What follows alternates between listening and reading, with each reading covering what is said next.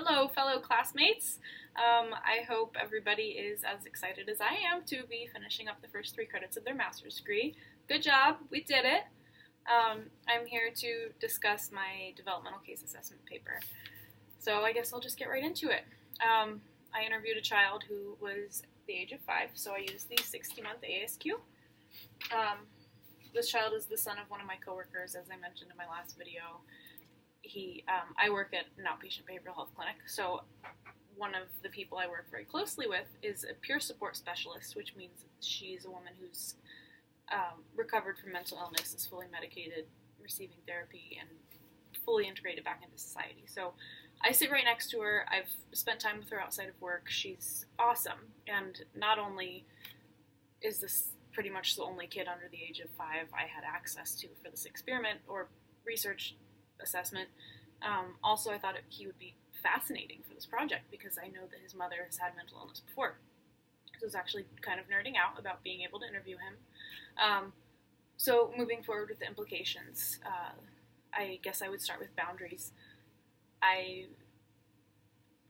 I'm like I said, I'm close with his mother, so she shares with me a lot of information that the ASQ really doesn't ask for. It doesn't ask if your parents are having marital issues, or of course it does ask about medical concerns or other type of, not necessarily arbitrary, but it doesn't really look for environmental factors with kids, I don't think, enough.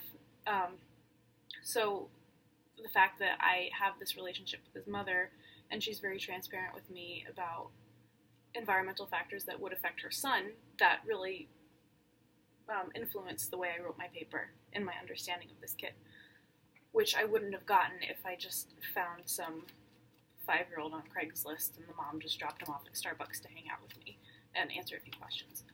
So moving forward with that, I do think the ASQ is a great tool because it's culturally inclusive, but it doesn't really explore cultural or environmental options for the children. I do like that the ASQ offers follow-up and looks for the future. Like, if you were doing an assessment with a kid and they scored straight up zeros, it allows for follow-up and like an interventional plan. Whereas, how terrible would that be if some kid scored bad and you just said, hey, your kid's not doing well, but here you go on your way. So it does a great job with that. Like I said, I do think it's culturally inclusive. So I do live in Phoenix, population of the Southwest, of course, it's very diverse here, but at the same time, like I live in a large metropolitan area. So for Western culture, yeah, I think it works great. Like, we all think we need to draw in straight lines or speak in full sentences and the semantics and the sentence structure and blah, blah, blah. Like, it does that. Am I familiar enough with Eastern culture to say that it embodies that? Absolutely not. I don't know. But I think it works great for what it serves. But like I said, I think it's limiting environmentally. What did I learn from this experience?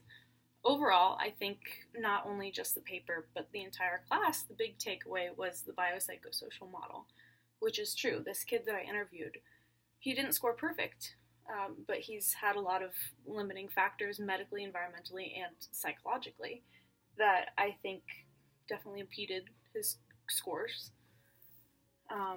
But at the same time, I think he's very resilient. Like I said, he didn't score perfectly, but he did pretty well. There's 2 perfects and then something pretty low. So he's resilient. This kid had a failure to thrive diagnosis. His parents are talking about getting divorced. He's had tubes in his ears. He is orally fixated. Like, he destroys his t-shirts. And this is something that the mom shared with me. Obviously, this isn't an ASQ, but he does destroy these t-shirts, and the dad gets really upset and he yells. And she didn't say that he gets violent, but I think that's implied, that he yells and he is very aggressive with the children. So, but this kid is resilient. Like, he does well. He converses with me. He remembered me when he saw me. So, that's about it. We're almost done with this class, and thank you for watching.